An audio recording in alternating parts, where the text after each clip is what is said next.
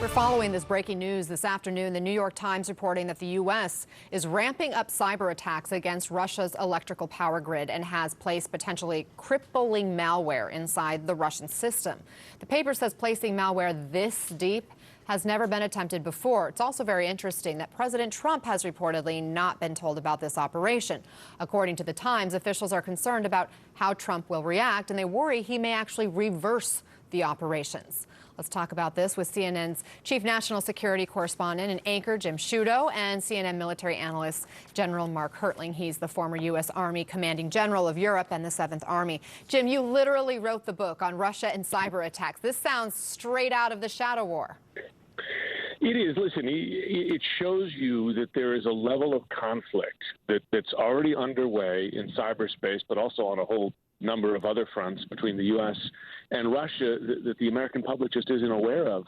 We've known for years that Russia has attempted to, and with some success, and China too, I should note, to penetrate critical infrastructure here in the U.S. Power grid, water treatment plants, and of course the election, in 2016 and other elections. So this shows the U.S.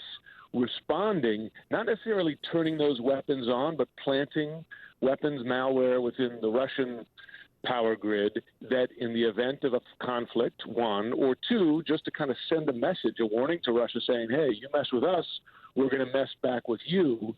And that shows, where we are and how serious this conflict is, but also how quickly it could escalate. Not only could they turn the lights off in New York, but we could turn the lights off in Moscow. But as you mentioned, Anna, I mean, the other element to this is how this fits into the president's approach to Russia, because it sounds like the Defense Department didn't believe that the president would go along with this. And as you know, in his many public comments, he's refused to call Russia a threat. He's often sided with Putin against his own intelligence agencies. That's a really interesting dynamic in this. Yeah, General, is it unusual for the president not to be looped in on something like this?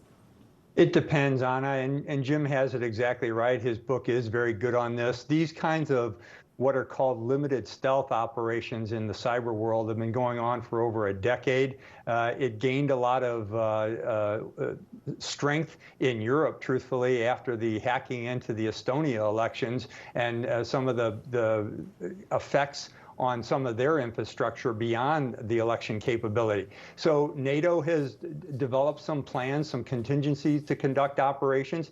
The United States has many, many plans, which the president probably doesn't know the excruciating detail of in terms of contingencies.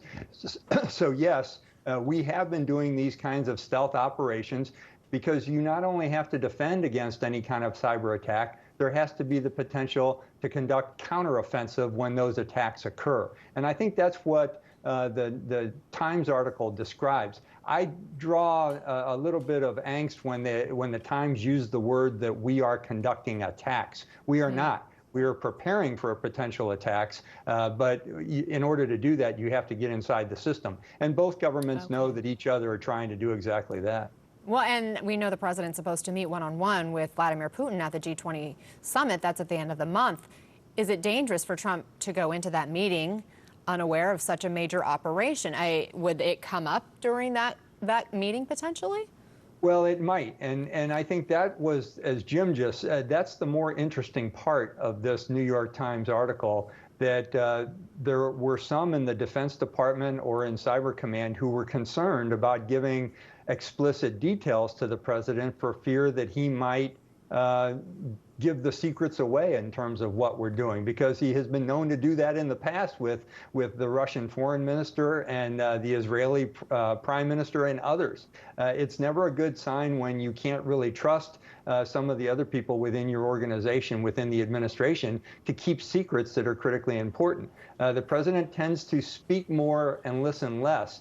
And that's not a good thing to have when you're talking about understanding the vulnerabilities of other nations, your own vulnerabilities, and the capability to conduct operations. Jim, General Hertling just said this move may have been a proactive move versus a reactive. But if it were reactive, what would you think they would be responding to? Well, first of all, I think General Hertling is smart to note that you shouldn't call them attacks, right? Because they're kind of the equivalent of deploying forces, right?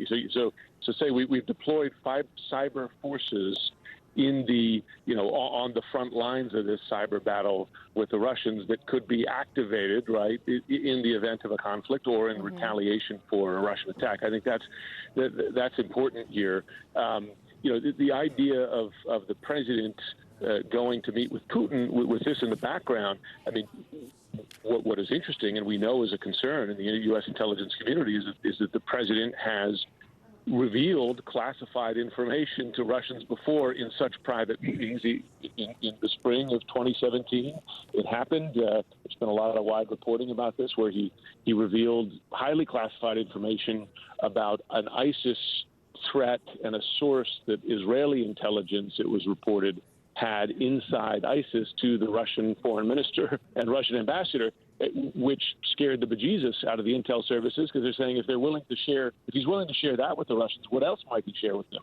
And of course, soon after that, you had a private meeting between Trump and Putin in which he took the notes away, right? Even the translator's notes away. So this is a dynamic. I don't think we should underestimate it. That there are genuine questions about how this president, this sitting U.S. president, approaches a real and present danger from one of America's most sophisticated and dangerous adversaries in Russia. And it's Jim, we only have about 30 seconds, but I wonder, did the Obama administration ever try anything like this?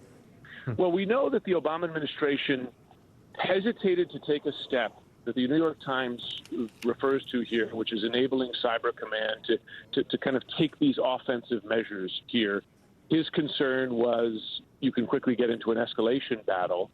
Now there's a strong argument for ratcheting up U.S. responses here. So that was a step that the Obama administration did not take. Now, it's interesting, is it being driven more by folks in the Defense Department that are concerned about this than the president? Times story seems to indicate that. That's an interesting dynamic to have. All right, Jim Sciutto, General Mark Hertling. Thank you, gentlemen. Jim Sciutto's book, The Shadow War, is available right now. An update on